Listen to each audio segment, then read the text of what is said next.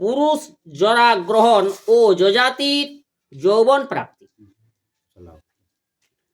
আরে দেশে আসি নির্পতির বসিল সিংহাসনে, জ্যেষ্ঠ পুত্র যদুবীর বলিল তৎক্ষণে, শুক্র পাশে জরা বাপু হইল শরীরে, যৌবনের ভোগ মম মন নাহি পুরি, জ্যেষ্ঠ পুত্র হও তুমি পরম পণ্ডিত, খণ্ডিতে পিতার দুঃখ হয় যে উচিত, সে কারণে মম জরা লহরে শরীরে, তোমার যৌবন পুত্র দেহ তয়া মারি। বলো রে। তো যদু নামে हाँ, बोलो। পুত্র রে লেখতো बोलो बोलो। শুক্র সাপে আমি জরা পালা সেই জরাটা তো ঠিক আছে, আমি পৌঁছে যে একটু ভারতটাই বসেছি, একটু দুটা পাতা পড়ে যাচ্ছে। আচ্ছা ঠিক আছে, যা করলে তবে রেডি হয়ে যাচ্ছে, ঠিক আছে? তোমার এই ঘরে না? না না, বলো। নির্বন্ধ করবো। আচ্ছা ঠিক আছে, বলো। যদুকে জরাটা দিতে বলছে বড় পুত্র বলে, হুম। ও এবার কি বুঝবে গেছেন? আর সহস্র বৎসের পুত্র পাইবে যৌবন, এত শুনি যদু হইল বিষণ্ণ বদন, জরা সম দুঃখ পিতা নাহি কো সংসারী, অন্ন পানহীন শক্তি না থাকে শরীরে, শরীর উচ্চিত হয় লোকে উপহাসি, হেন জরা লইতে মন মর মন নাহি আসি। বলো। তো যদুই বলছে বাবু এই জরাটা লিয়া হবে নাই, কোনো আর বিহার নেবে নাই, লোকে ঘৃণা করবে কে কি জরা কখনো লিয়া হবে নাই। আরো চারি পুত্র পিতা আচয়ে তোমার, তাহা সবাকারে জরা দেহ আপনার, শুনিয়া হইল ক্রোধ যজাতিরাজন, জ্যেষ্ঠ পুত্র হইয়া তুমি হইলায় অভাজন, তোমা বংশে জরা নাহি হবে কোন কালি, জ্যেষ্ঠ হইয়া তুমি মর কুপুত্র হইলে। জাতিকে তুমি জরাটা আমার লিলে নাই, কে তুমি কুপথিক জীব হলে কে পিতার তুমি একটা পালন করলে নাই। আত্মাহার অনুজ নাম তুর্বসু সুন্দর, তাহারে আনিয়া জিজ্ঞাসিল নির্পবর, শুক্র পাশে জরা হইল না যায় খণ্ডন, জরা লয়ে দেহ পুত্র আপন যৌবন, সহস্র বৎসর পরি বৎস পুনর্বার, তোমার যৌবন দিয়া লহরাজ্য ভার। তারপরে তার ছোটটাকে বললো, তো ও বলছে জরাটা তুমি লে আর তোর বয়সটা আমাকে দে, আর 16 বছর পরে কেক আমি ঘুরাই নিব, তারপরে তুমি সেই যেমনি কাজ তেমনি হবে। তুর্বশী বলিল পিতা জরা বড় দুঃখ, আচারে বর্জিত যার সংসারের সুখ, হেন জরা লইতে মর নাহি লয়মতি, শুনিয়া কুপিতয়তি হইল নরপতি, পুত্র লইয়া পিতৃবাক্য কর অনাদর, এই পাপে লেঞ্ছ নাকি ভাষা ভাগনার বানানটা একটু ম্লেচ্ছ দেশে হবে দণ্ড ধর, অত্য তব বংশে যত কহ ইবে পুত্রগণ মূর্খ হইয়া করিবে ক অভক্ষ ভক্ষণা।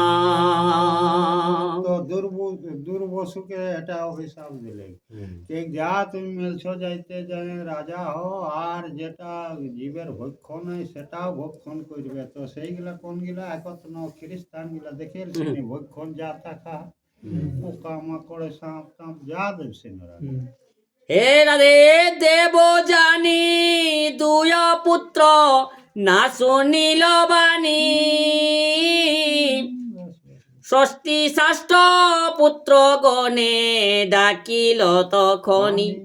ষষ্ঠী ষষ্ঠ জ্যেষ্ঠ পুত্র দ্রুত নাম ধরে মধুর বচনে রাজা বলিল তাহারি।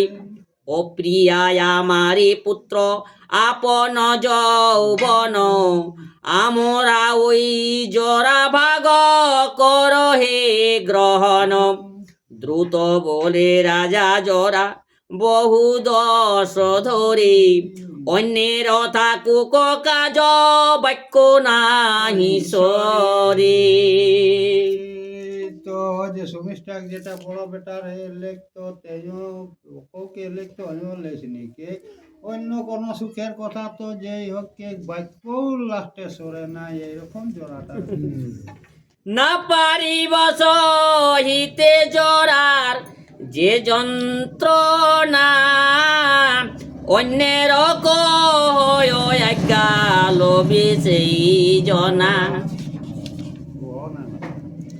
আর শুনিয়া ক্রোধিতে রাজা বলিল তখন, পুত্র হইয়া পিতা বাক্য করিলা লঙ্ঘন। চারি জাতি ভেদ নাথা কিবে যেই দেশে, সেই দেশে রাজা হবে তোমার ঔরসী।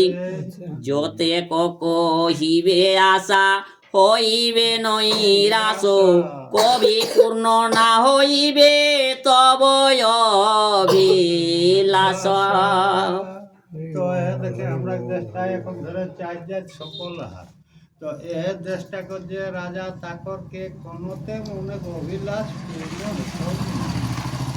আর কভু পূর্ণ না হইবে তব অভিলাষ, অনুবলি পুত্র তার কনিষ্ঠ সদর। তাহারে ডাকিয়া তবে বলে নির্পবর, মম জরাল বাপ কর পুত্র কাজ। শুনিয়া বল এ অনু শুন মহারাজ, জরা সম দুঃখ নাহি জগত সংসার। সারিব আচ্ছা, সদায় শুদ্ধ দেহ থাকে অনাচারী, যে কিছু খাইলে জীর্ণ না হয় উদরে। হেন জরা লইতে পিতা না বলয়া মারে, রাজা বলে তুমি পুত্র বড় দুরাচার। তো দেখে এককে লিখছে হে পুত্র তুমিও জোড়াটা লিখে নাই মহা দুরাচার বটিস, মানে চারটায় লিখতে একর পর একটা। হেরাম দুরাচার বলে তুমি পুত্র বড় দুরাচার, পুত্র হইয়া বাক্য তুমি লঙ্ঘিলায় আমার। যতে কোজরার দোষ কহিলায় আপনে, সে সব দুঃখ তুমি ভুঁজে নৈক্ষণে। তোমার ঔরসী পুত্র যতে কহিবে, যৌবন কালেতে তারা সবাই মরিবে। যা তোমারও যত বংশ হবে যৌবন কালেই তারা নিধন হবে। তবে তো নিরপতি বড় হইয়া চিন্তিত, সবার কনিষ্ঠ পুত্র ডাকিল তরিত। সবাই হইতে প্রিয় তুমি কনিষ্ঠ নন্দন প্রিয় কর্ম করি রাখ আমার বচন শত্রু পাশে জোড়া হইল আমার শরীরে তৃপ্ত নাহি পাই সুখে জানায়ে তোমারে। নাই তো কে শুক্রর কাছে জোড়া পাইছে পুত্রকে কোনোটা শান্তি নাই, তো আমার বাক্যটা তুমি রাখো, এই জোড়াটা তুমি গ্রহণ করো। আর সহস্র বৎসের পুন হইবে তেমন মম জরা দুঃখ পুত্র লহ নিজ কায় গ্রহণ করিলে তুমি মম দুঃখ যায় পিতার বচনে শুনি করে জড় করি। মানে জড়হাত করে উনি বলছেন করে কি বুঝলে? তোমার বচন রাজা কে লঙ্ঘিতে পারে পুত্র হইয়া পিতৃবাক্য না রাখে যে জনে ইহলোক অপযশ নরকে গমন তব জরা দেহে পিতা আমার শরীর আমার যৌবন ভোগ ভুঁজে কলে বরে এতে কসনিয়া রাজা হরসিত মন। ছোটটাই স্বীকার করলে কি, হে পিতা তুমি আমাকে জোড়াটা দে 16 বছরের জন্য, আর তুমি রাজভোগ করো। তো শুনিলে কেউ হরষিত মনটা আনন্দ। মানে ওর মনটা আনন্দিত হইল। আবার কি বলছে দেখুন, মুখে চুম্ব দিয়া পুত্রে বলে বচন বংশ সিদ্ধি হবে তব ধর্মেতে তৎপর তোমার বংশেতে হবে রাজ্যের ঈশ্বর এতে কেবলিয়া সূত্রে করিল নিঃসরণ। বলেন তো তখন ওকে কেলে তোর বংশে যত জন্মিলে সেগুলা সব ধর্ম ব্যক্তি জন্মিবে, আর কে কে রাজ্য ভূমের রাজা হবে। তোমার যৌবন পাইয়া তবে যজাতি রাজন অনুক্ষণ ধর্ম কর্ম না যায় লিখন যজ্ঞ হোম তুষ্টু করি যত দেবগণে পিতৃগণে তুষ্ট কল্য শ্রাদ্ধাতীতর্পণে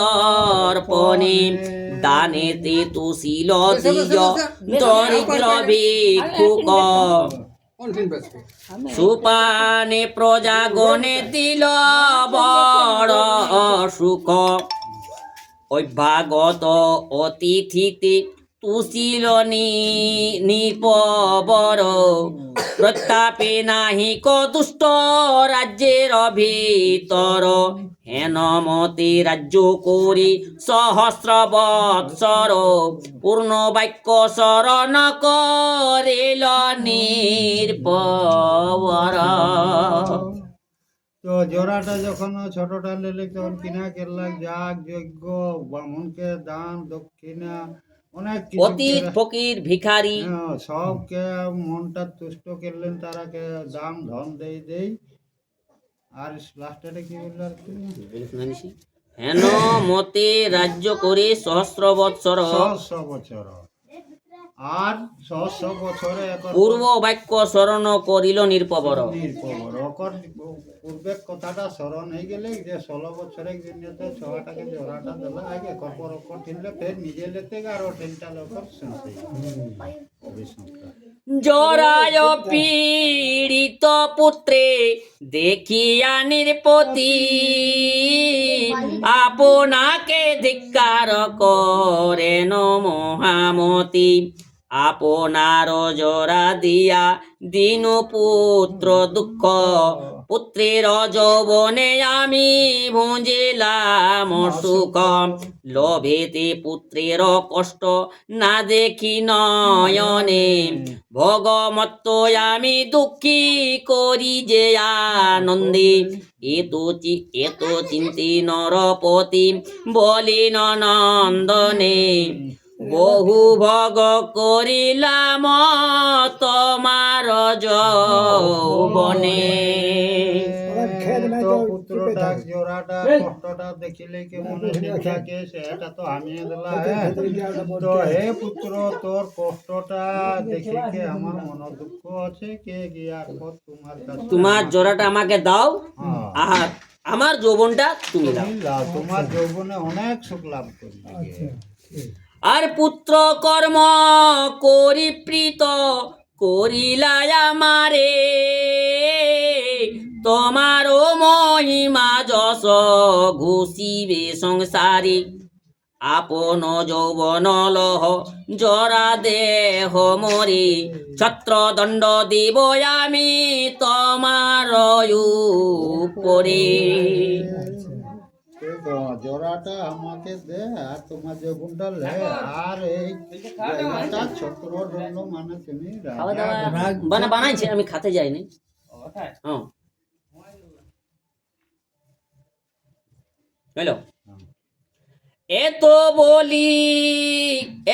বলি জরা দিল নহুষ নন্দন, লোভিলেন পুরুপুন আপন যৌবন, পুরু রাজা হবে বলি দিলেন ঘোষণা, পাত্র মিত্র ও মাত্র ডাকিল সর্বজনা, ব্রাহ্মণ ক্ষত্রিয় বৈশ্য শূদ্র যত প্রজা, রাজ্যেতে যতে কবৈশে আনাইল রাজা, পুরুষ বিশেষ দেখি যত প্রজাগণ, কহিতে লাগিল ভূপে করি সম্বোধন। বলো। তো ছোটটাকে রাজত্ব দেখ জন্য সবকে ডাকালেন, ব্রাহ্মণ বৈষ্ণব যত প্রজা আছে, রাজা প্রজা মন্ত্রী হ্যাঁ, সবকে ডাকাইলে লিখে, আর ওই যে অপর রাজা ক্ষেত্রে সেই কথাটা যত গিলে আইলে লিখে আর আলোচনা করে। নানা শাস্ত্রে বিজ্ঞ তুমি নহুষ নন্দন, জ্যেষ্ঠ পুত্র বিদ্যমানে বলে কি কারণ, কঠিন হইবে রাজ ছত্রয় অধিকারী, এক মন যুক্তি মোরা বুঝিতে না পারি, সর্বগুণ যুত যদু পরম সুন্দর, তার বিদ্যমানে পুরু নহে রাজ্যেশ্বর, ধর্ম নীতি বহু তুমি জান মহাশয়, কঠিন করিবে রাজা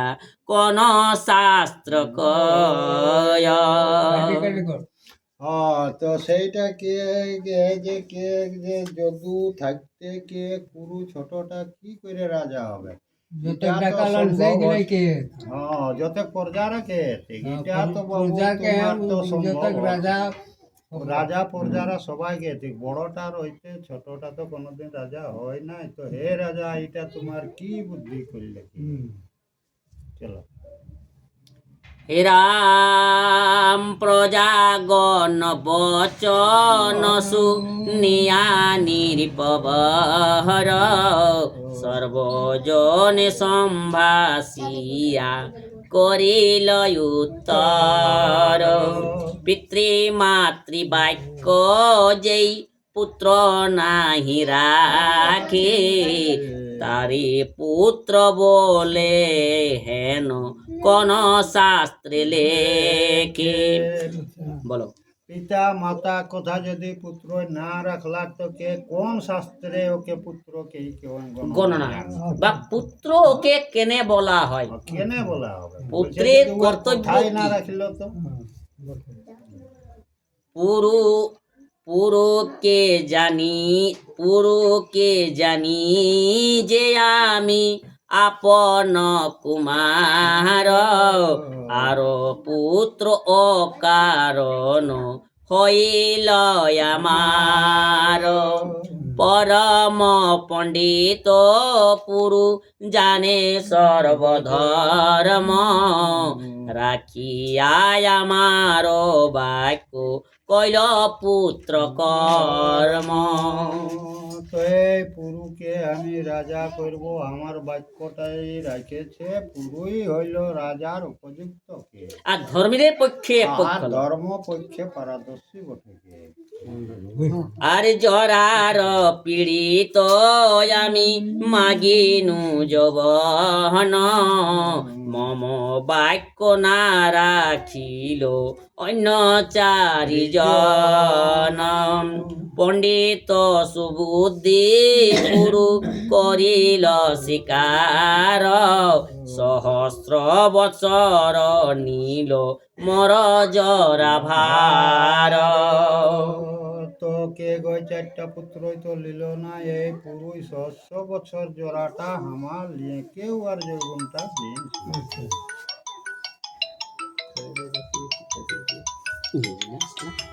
ওইটাই পড়বে তোমার। হ্যালো হ্যালো, এই বই পড়ছি দিনেশ ভাইনার ঘরে, বলো। খাবার খেতে যাবো, আর একটু আছে। তুমি রেডি করো, আমি পৌঁছছি। হ্যাঁ, কয়টার জন্য? জরা আধি জরা আধি।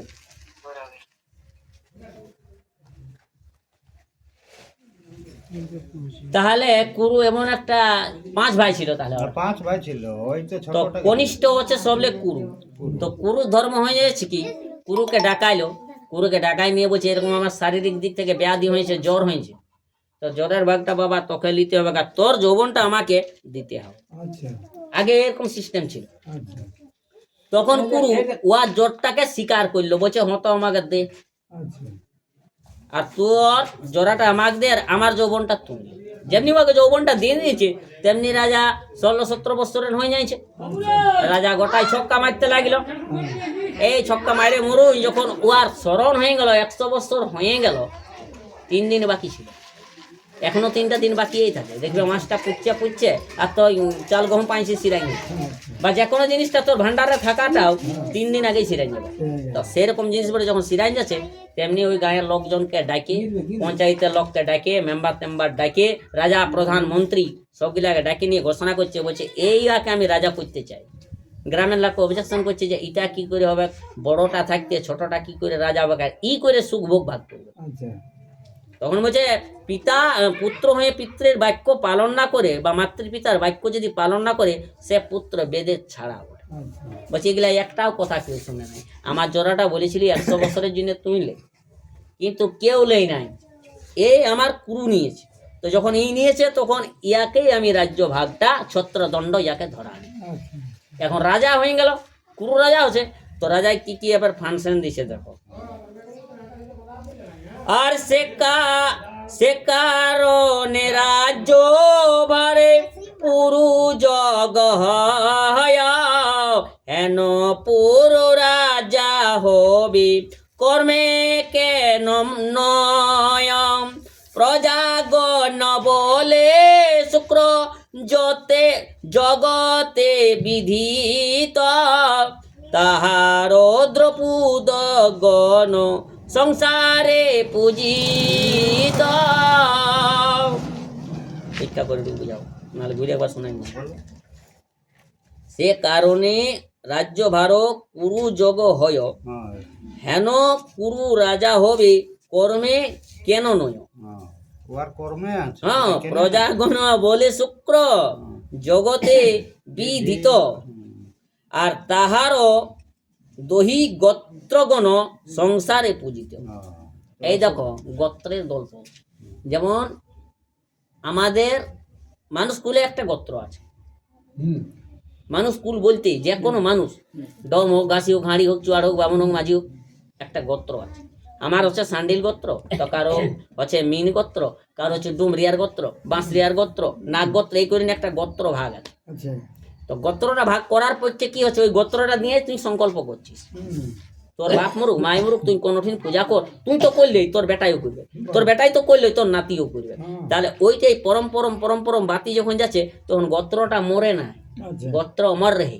আচ্ছা এই আমরা মরে সুরাই যাব, এই বংশ যতদিন থাকবে ততদিন গোত্রই মরে নাই। তো এই জিনিসটাই ব্যাখ্যা করছে, ওইটাই কথা। হেরাম তাদের না দিয়া অন্য কিবায় অধিকার, হইল শুক্রের ক্রোধ নাহি কনিস্তার। রাজা বলে শুক্র করি আছে নিবেদন, সেই জরালই বেশি রাজের ভাজন। তো পর্যারা বলছে শুক্রাচার্য যদি রাগ করে তো তোমার নিস্তার হবে না। তো জাতি বলছে তখন না, বলছে ও যে এই জোড়াটা তখন নিবে তাকেই তুমি রাজ্য ভাতটাও দিয়ে দিবে। বাস, তো 100 বছর লিবে তবে না, মঙ্গলবার টিকবে না নাই সেটা চিন্তা কর। আর শুক্র বলে যেই পুত্র লবে জরা ভার, আপনার রাজ্যে তারি দিব অধিকার।